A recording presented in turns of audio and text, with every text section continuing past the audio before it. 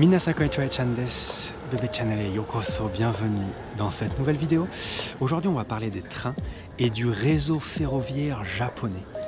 On va parler de moi quand je suis arrivé, le choc culturel que j'ai eu avec ces trains, les différences en fait qu'il y a entre les trains japonais et les trains français, et c'était vraiment impressionnant.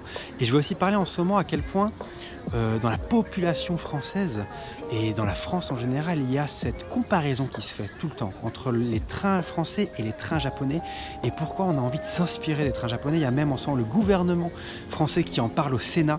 Je vous montrerai des articles où ils essayent de comprendre qu'est-ce qui fait que les trains japonais sont aussi différents, aussi impressionnants. Et vous allez voir, c'est très intéressant parce qu'il y a une raison, il y a une chose qui fait que les trains japonais sont vraiment supérieurs aux trains français. Et je vous le dirai bien sûr à la fin, mais vous allez voir, c'est très intéressant, c'est assez surprenant. Si vous aimez ce genre de vidéo, n'hésitez pas à vous abonner. On est parti.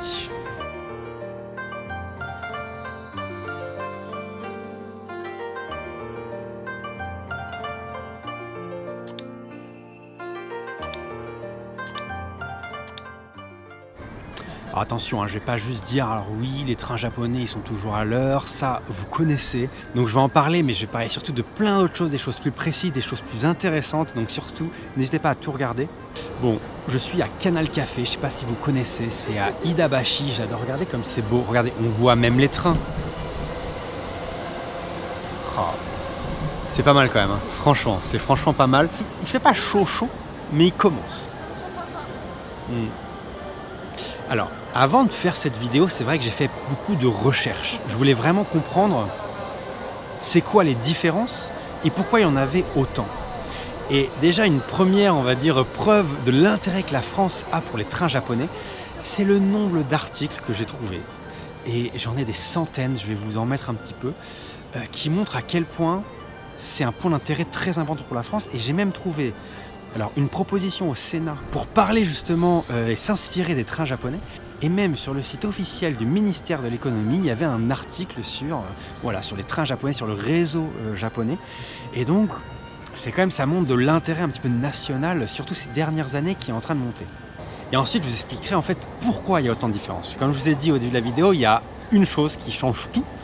Et c'est assez surprenant, donc voilà, comme je vous ai dit, restez jusqu'à la fin.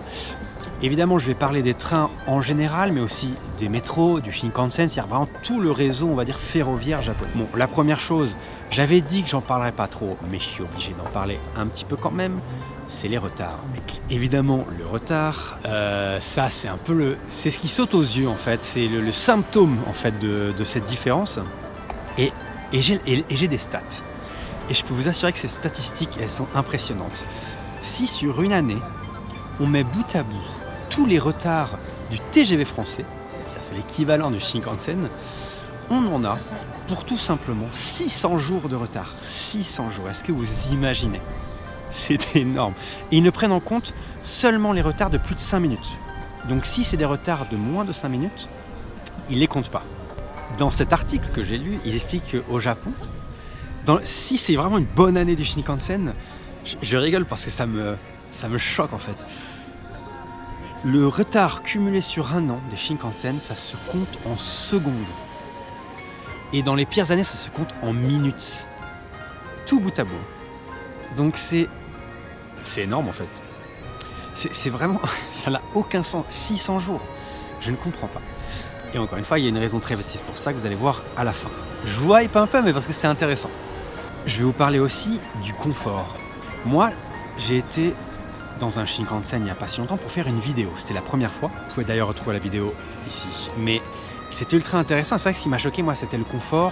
Pas seulement la propreté, mais aussi le confort, par exemple, alors ça c'est un truc très précis, comment les sièges bougent pendant que le train bouge lui aussi.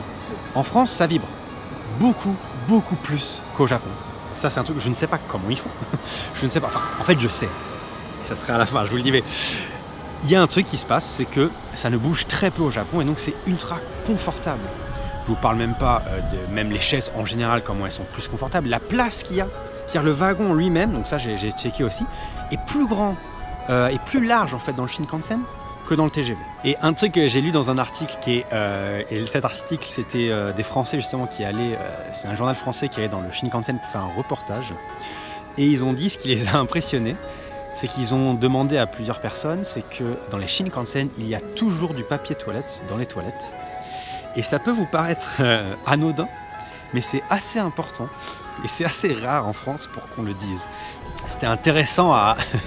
fallait le dire. En plus, si vous avez un... Moi, je me rappelle une fois que j'avais eu... il y avait un train qui a eu du retard. Vraiment la seule fois peut-être de ma vie au Japon. 3 ou 4 minutes de retard. Et du coup, j'avais vu tous les gens aller ensuite à la gare. À la base, je ne savais pas si c'était pour se plaindre ou pas. Mais non, en fait, c'est pour avoir un mot que tu vas montrer soit à ton école, soit à ton boss pour dire il y avait du retard, c'est pas ma faute. C'est tellement rare en fait qu'ils peuvent se permettre de faire ça. C'est beau, mais ça montre qu'en France, ça n'existe pas. Parce qu'autrement, tout le temps, c'est tout le temps en retard. Il y a tout le temps des retards.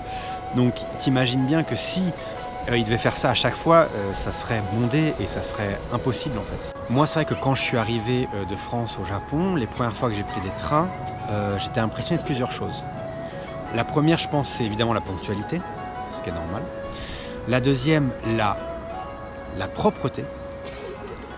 Je dirais aussi le silence en fait. À quel point les gens respectent les autres et il n'y a personne qui parle fort. Et je me rappelle que ça m'est arrivé une fois et ça, c'était ma faute et je n'étais pas habitué.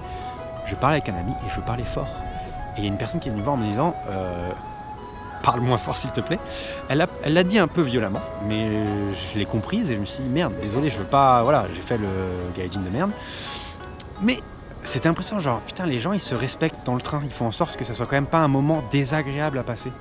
Et ça c'était très très beau. Et ça c'est pas lié au système, c'est lié aux gens en fait, à la population. Donc ça c'est un premier truc où vraiment, les premières fois où j'ai pris le train au Japon, c'était impressionnant. Ensuite un autre truc que je veux dire, c'est que une partie aussi de pourquoi on apprécie autant les trains japonais, je dirais qu'il y a la sécurité et la propreté.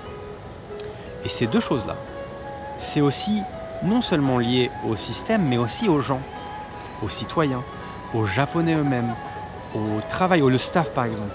Et ça veut dire aussi que nous, on peut rendre les trains français meilleurs en respectant tout simplement un peu plus. C'est pas seulement le système, c'est aussi nous en tant que citoyens qui avons des devoirs. Ensuite, c'est intéressant, je vais parler de la nourriture. En effet, la nourriture dans les trains, soit dans les trains normaux, il n'y en a pas, dans les Shinkansen, il y en a, mais c'est un petit chariot en fait. Donc c'est pas très important, même si la qualité est bonne. Moi, j'ai adoré la glace Fuji Ice dans le Shinkansen. Mais en fait, le Japon a cette culture des ekiben. Et ces ekiben, c'est de la très bonne qualité. Et c'est pas très cher. Et c'est vraiment une belle culture dans les gares. En France, dans les trains, il y a toujours un wagon spécial, ce qu'on appelle un wagon restaurant, où tu peux acheter à manger. Le problème, c'est que du coup, le train perd de la place.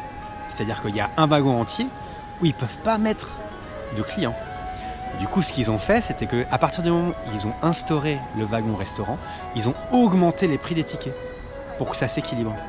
Donc quand tu vas dans un train français, même si tu n'achètes pas à manger, tu payes le restaurant dans ton ticket. Donc ça, encore une fois, c'est fou. Et la dernière chose qui est peut-être l'une des plus importantes, c'est la qualité des infrastructures. C'est-à-dire qu'au Japon, ils prennent énormément soin de leurs lignes, c'est-à-dire des rails par exemple, tout simplement. C'est ce qui fait par exemple éventuellement que les sièges vibrent moins que dans les TGV français.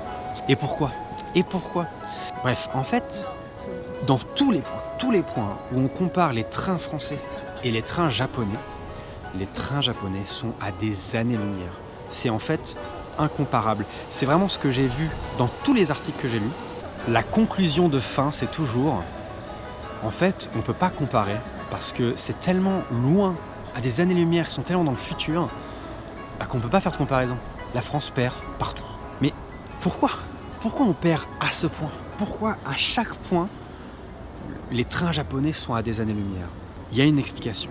Outre le fait que les Japonais soient évidemment très rigoureux, que le travail bien fait fasse partie de la culture japonaise, il y a une autre raison. Il y a un point qui change tout et qui explique tout. Ça se résume en un mot, c'est la concurrence. Alors là, vous vous dites, c'est-à-dire la concurrence ? Eh bien, c'est très simple. En France, il y a une seule compagnie ferroviaire qui fait tout. Une seule. C'est la SNCF et c'est une compagnie publique.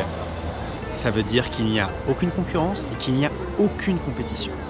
Au Japon, maintenant, il y a la JR, qui n'est pas une société publique, qui est bien divisée en 6-7 sociétés privées. Et il y a, dans tout le Japon, plus de 50 sociétés privées de lignes ferroviaires, dont les 9 majeures à Tokyo, Keikyu, Keiyo, Keisei, Odakyu, Tokyo Metro, Sagami, Seibu, Tokyu, Tobu. Toutes ces entreprises privées ferroviaires sont en constante compétition. Et qu'est-ce que ça fait? Ça fait que tu es obligé de donner les meilleures prestations possibles, autrement tu vas voir ailleurs. Autrement, plutôt que de prendre la JR, je vais prendre un métro. Parce que si le métro c'est beaucoup mieux que la JR, personne ne prendra la JR, sauf quand tu es obligé, mais il y a toujours un autre moyen. Donc la JR ou le métro ou Odakyu, qu'est-ce qu'ils doivent faire? Ils doivent faire en sorte de donner le meilleure prestation possible. Et ça change tout. Parce que vous savez, avant, JR Line, et c'était une entreprise complètement publique.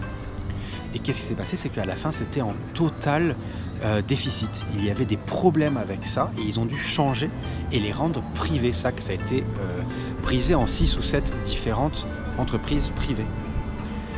Et la France, nous on est toujours avec notre seule entreprise publique qui est la SNCF. Et cette année en janvier, ils étaient à 10 milliards d'euros de déficit. Donc ça ne marche pas. Et quel est le problème quand il n'y a qu'une seule compagnie publique? Il n'y a pas de compétition, il n'y a pas de concurrence. Et donc tu n'as pas besoin d'investir beaucoup d'argent dans les infrastructures, de faire en sorte que les trains soient à l'heure, de faire en sorte que ce soit propre. Et même le gouvernement commence à se poser des questions. Et du coup, on regarde vers le système japonais qui est, disons-le, le système japonais est le système numéro 1 au monde, le système ferroviaire numéro 1 au monde. J'espère que vous avez apprécié cette vidéo. N'hésitez pas à liker, ça me donne beaucoup de power. C'est très très important pour moi. Ça me montre que vous aimez la vidéo. Abonnez-vous, il y en a très peu qui s'abonnent. Beaucoup de gens regardent sans s'abonner, c'est juste un peu triste. Et bien sûr, commentez, dites-moi s'il y a d'autres choses que vous voulez que je parle. Merci, comme toujours, de me soutenir. J'adore faire ces vidéos encore, regardez comme il fait beau. J'ai mis mes petites lunettes aujourd'hui. Bon voilà, je me suis dit pourquoi pas, j'ai pas envie de mettre mes lentilles, ou comme ça vous me voyez un peu à mon naturel. On se voit la semaine prochaine comme toujours, ciao tout le monde.